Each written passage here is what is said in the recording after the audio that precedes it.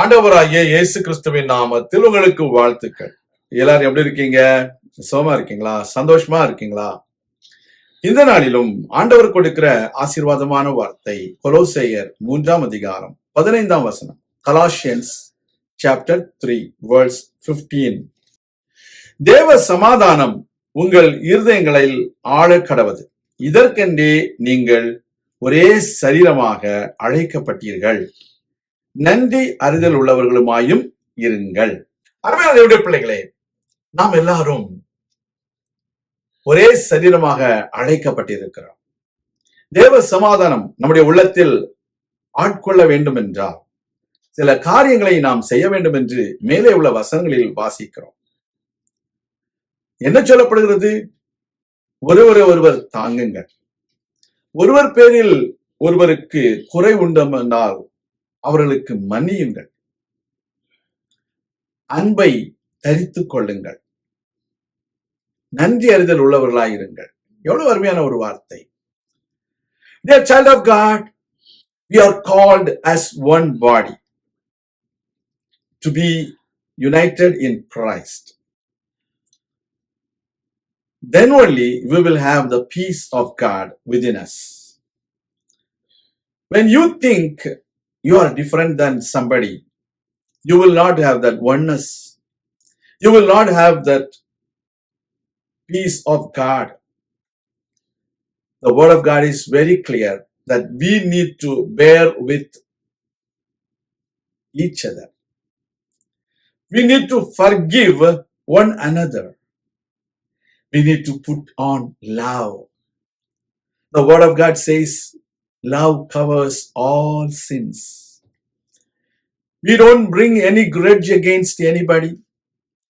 We don't bring any complaints against anybody because we love each other, because we forgive one another, because we bear with every one of our dear brothers and sisters.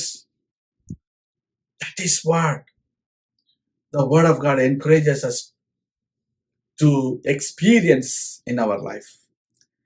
It is not mere words, but God expects us to experience everything in our life so that the peace of God will rule in our hearts. Today, people don't have peace of mind. Why? Because they don't forgive another person. They don't bear with their neighbors. They don't put on love, but they will exaggerate their sins and mistakes bigger than their own mistakes. And they don't keep the harmony within the body of Christ. They are not grateful to each other. நம்முடைய வாழ்க்கையில நாம் ஒருவர் பேரில் ஒருவருக்கு குறை உண்டானால் அதை நாம் அவர்களிடத்திலே தாங்கிக் கொள்ள வேண்டும். அவருடைய குற்றங்களை மன்னிக்க வேண்டும். நன்றி அறிதல் உள்ளவர்களாக இருக்க வேண்டும். அப்பொழுது நம்முடைய வாழ்க்கையில தேவ சமாதானம் உண்டாகும். நாம் அதற்காகத்தான் அழைக்கப்பட்டிருக்கிறோம். என்னுடைய பிள்ளைகளே, தேவ சரீரம் பிரிந்திருப்பதை தேவன் விரும்பவில்லை. தேவனுடைய சரீரம் ஒன்றாயிருக்க வேண்டும். தேவனுடைய சரீரம் பிரிந்திருந்தால் பிசாசுக்கு கொண்டாட்டம். நாம் அதற்கு இடம் கொடுக்க கூடாது. தேவனுடைய பிள்ளைகளாகிய நீங்களும் நானும் ஒரு மனதோடும் ஒற்றுமையோடும் தேவனுடைய ஊழியத்தை செய்வோம். கர்த்தர் நம்மை ஆசீர்வதிப்பார். நான் உங்களுக்காக ஜெபிக்கிறேன்.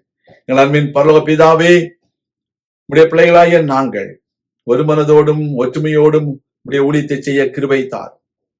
ஒருவர் பேரில் ஒருவருக்கு குறை உண்டானால் அதை நாங்கள் ஒருவரை தாங்கிக் கொள்ளவும், ஒருவருக்கு ஒருவர் மன்னிக்கவும், அன்பையினால் எங்களுடைய வாழ்க்கையில அன்பை தரித்துக் கொள்ளவும் எங்களுக்கு கிருபையை செய்திடணும். நன்றி அறிதல் உள்ளவர்களாய் இருக்க கிருபையை தார். குற்றங்கள் குறைவுகளை மன்னியும், பரிசுத்தப்படுத்தும். இயேசு கிறிஸ்துவின் நாமத்தில் ஜெபிக்கிறோம் எங்கள் நல்ல பிதாவே, ஆமேன். கர்த்தர் தாமே உங்களை ஆசீர்வதிப்பாராக. ஆமேன்.